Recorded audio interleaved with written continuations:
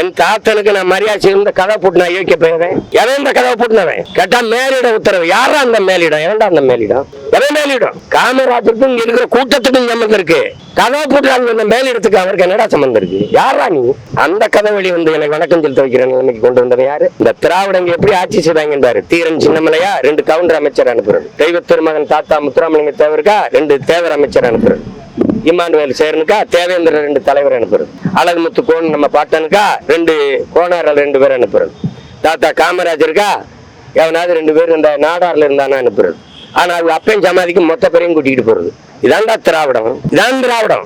இந்த மண்ணின் தலைவர்களை, எங்க முன்னோர்களை, எங்கள் அடையாளங்களை சாதியாக பிளந்து கூறுதள்ளி விட்டுட்டு எங்க தாத்தா காகிதம் இல்லத்தா அங்க 2 இஸ்லாமிய பெரியவர்களை தலைவர்களை அனுப்புறது.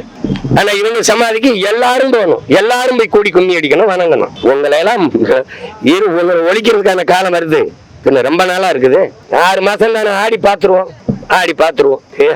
யாரு ஆட்டம் சிறப்பா இருக்குன்னு ஒரு தடவை பார்த்துருவோம். தாத்தாவை அவன் புகழை போட்டுற நாள்ல இருந்து சொல்றேன், பிறந்த நாள்ல இருந்து. உண்மையிலேயே நல்ல ஆட்சியை நல்ல அரசை இந்த மக்கள் விரும்பினாங்கன்னா என்ன நடக்கும்னு தெரியும்ல, பார்த்துருவோம்.